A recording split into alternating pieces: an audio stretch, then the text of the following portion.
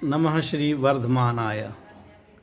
आचार्य देव 5 अणुव्रत और उनके अतिचार को बताने के बाद 5 प्रकार के अणुव्रतों में कौन कौन प्रसिद्ध हुए हैं, उन व्यक्तित्वों के नाम बतलाने के बाद 5 पापों में भी कौन प्रसिद्ध हुए हैं, माने प्रख्यात कौन हुए और कुख्यात कौन हुए, दोनों का ज्ञान कराया। और दोनों का ज्ञान होना जरूरी भी है।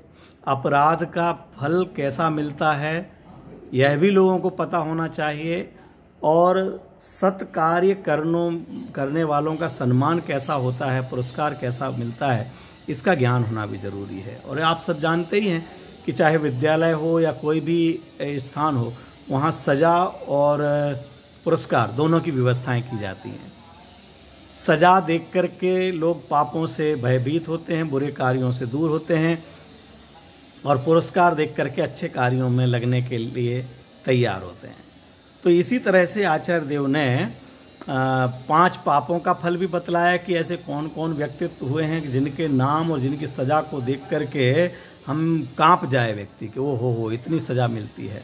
और 5 अणुव्रत धारण करके कितना उत्कृष्ट फल प्राप्त किया है उसके बारे में भी ज्ञान कराया। अब यहाँ पर आचार्य देव 66 नंबर छंद में अष्टमूल गुणों की चर्चा कर रहे हैं। श्रावक के अष्टमूल गुण। मूल माने नींव, आधार, जड़, ऐसे गुण जिनके बिना श्रावकपना होगा ही नहीं।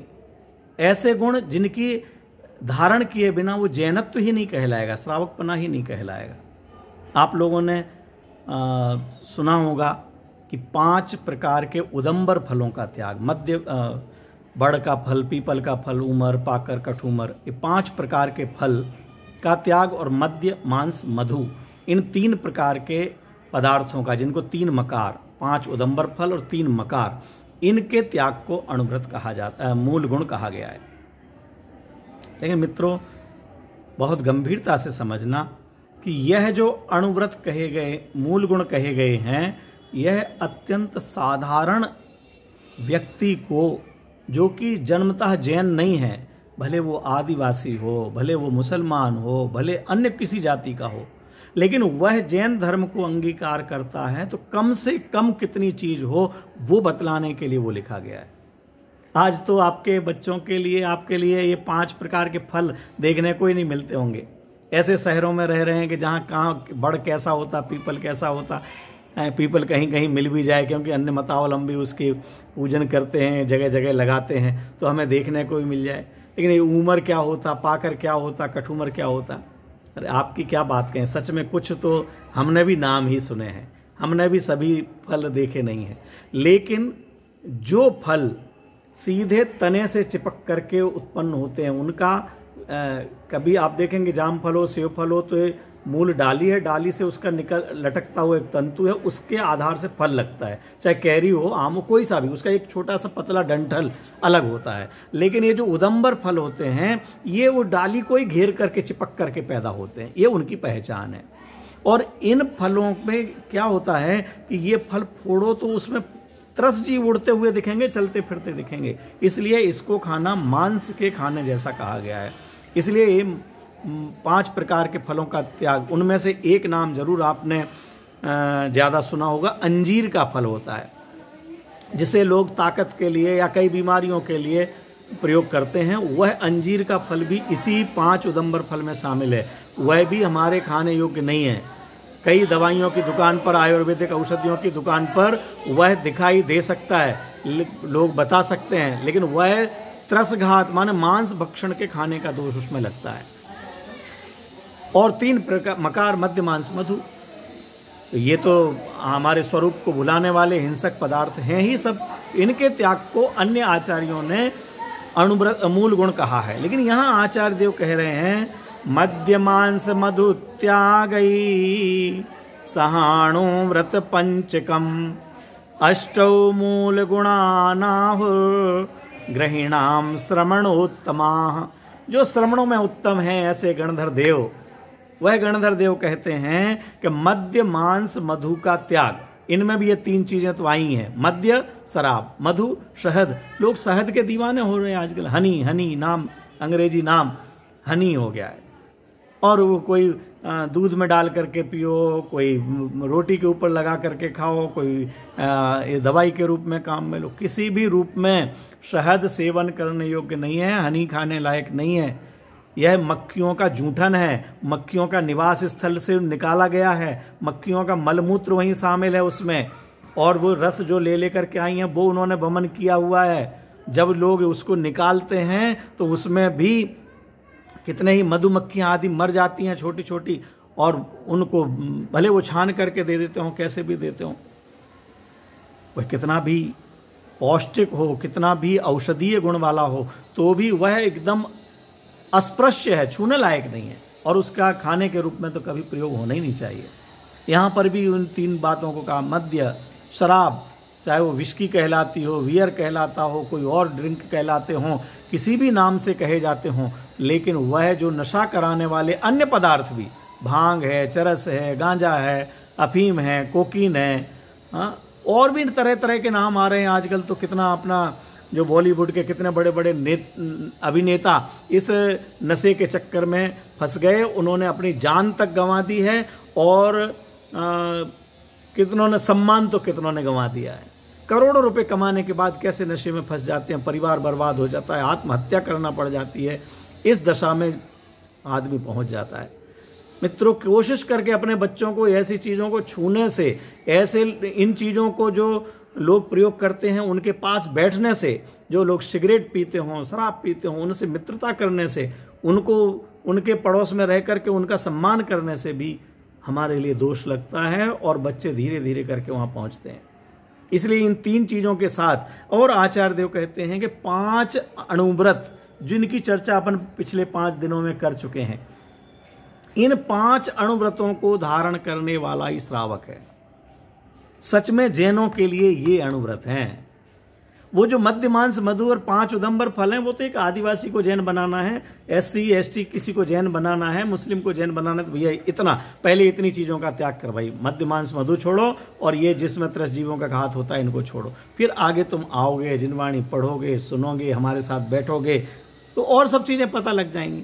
हमारे जैनों में तो ये ज़्यादातर ये 8वां चीज़ नहीं है, फिर भी ये 5 फल तो ना सही है, 3 चीज़ें धीरे धीरे किसी रूप में आने लगी हैं। जैनाचार, जैनों के लोगों के बीच में सुनते हैं, जब शराब की पार्टियां होना, लड़के या लड़कियां शराब पीते हुए सड़कों पर घूमना, मांसाहार करना, तब शर्म से मस्तक झुक जाता है। हमारा समाज किधर जा रहा है? पढ़े लिखे लोग, डॉक्टर्स, इंजीनियर्स, UPSC क्लियर किए हुए और बड़े बड़े सेठ लोगों के लड़के बड़ी बड़ी स्कूलों में पढ़ते हैं, हजारों रुपए की जहाँ शुल्क लगता है, और हमने उदयपुर में देखा है, अन्यत्र सुना है, जहाँ से निकल करके स्कूल छोड़ करके जाते हैं और होटलों में पार्टियां देते हैं। लोग अनाप शनाप जेब खर्च के नाम पर कितना भी पैसा दे देते हैं, वो लुटाते रहते हैं। फिर जब जीवन बर्बाद होता है तब पता लगता है कि अरे ये मैंने क्या कर दिया, कहाँ से कहाँ हमने अपने बच्चों को पहुँचा दिया है।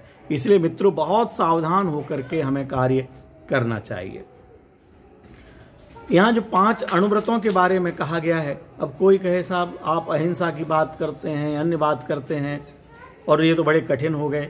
तो पहली बात तो जो मैंने 5 अणुव्रतों की जब चर्चा की है, तब कहा है कि भाई पंचम गुणस्थान वर्ती जिसे धारण करता है वो एक अलग स्वरूप है, लेकिन एक सामान्य जैन के जीवन में भी कैसे अणुव्रत आए जो हमारे मूल गुण बन जाएं, उनकी चर्चा भी हमने की है। जो अणुव्रती होगा वह मन वचन काय, कृतकार्यत, अनुमोदना इत्यादि से सर्वांग उसके जीवन में घटित होगा, लेकिन जो एक सामान्य गृहस्थ है उसके जीवन में अतिचार कदाचित लग सकते हैं। जो अतिचार भी बतलाए थे वो सामान्य गृहस्थ के व्रतों में अतिचार लग सकते हैं, लेकिन अनाचार नहीं होगा, व्रत भंग नहीं होगा। और अगर हम जीवन में शांति चाहते हैं तो हमें उन अणुव्रतों को ग्रहण करना चाहिए।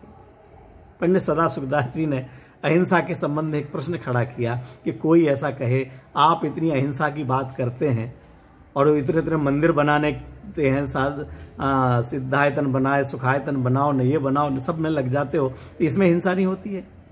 बहुत सुंदर जवाब दिया, भैया ये जो मंदिर हैं, स्वाध्याय भवन हैं, इनमें हिंसा होती है, दोष भी लगता है, लेकिन मंदिर बनाने का राग शुभ राग है, क्योंकि इसी जगह पर बैठ करके राग से हटकर वीतरागता का मार्ग मिलेगा, हिंसा से हटकर के अहिंसा का मार्ग मिलेगा, असत्य से हटकर सत्य का मार्ग मिलेगा। यहां अनंत जीवों का उपकार होगा। तो दोष कम है, दोष नहीं है ये नहीं कहा, दोष तो है, हिंसा तो है, लेकिन बाद में जो अहिंसा धर्म का प्रवर्तन इस मंदिर के माध्यम से होगा, स्वाध्याय भवन से होगा, तीर्थों से होगा, विद्यालयों से होगा, महाविद्यालयों से होगा, वह उससे कई गुना अधिक होने वाला है। इसलिए ऐसे प्रसंग में छल नहीं करना।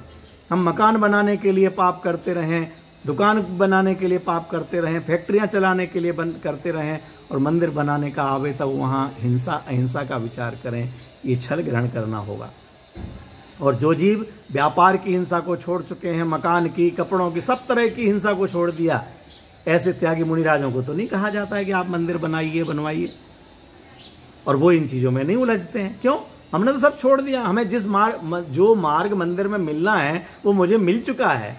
मैं मंदिर से अब अंदर में आ गया हूं, इसलिए मुझे आवश्यकता नहीं है। और गृहस्थों के लिए मंदिर आवश्यक है, तो वह ऐसे ही अन्य सभी में लगाना। यहाँ हम उन 5 अणुव्रतों की पुनः विशेष चर्चा नहीं कर रहे हैं, लेकिन फिर भी समझें कि स्थूल रूप से संकल्प हिंसा का त्याग हो, हम ऐसा झूठ ना बोलें जो दूसरों के लिए कष्टकर हो, कलह कराने वाला हो, अपमान कराने वाला हो, हम किसी की रखी हुई पड़ी हुई चोरी वस्तु को न उठाएं, हम किसी भी माता बहन की तरफ या बहनें पुरुषों की तरफ पर पुरुष को स्नेह के जाल में फंसाने के चक्कर में ना रहें, ऐसे लोगों के पास ना रहें, और हम अमर्यादित व्यर्थ का परिग्रह जोड़ करके पाप के चक्कर में ना फंसें। अगर ये चीज़ हम करते हैं, ये 8 मूल गुण धारण करते हैं, तो हम सच में जैन कहलाएंगे, श्रावक कहलाएंगे।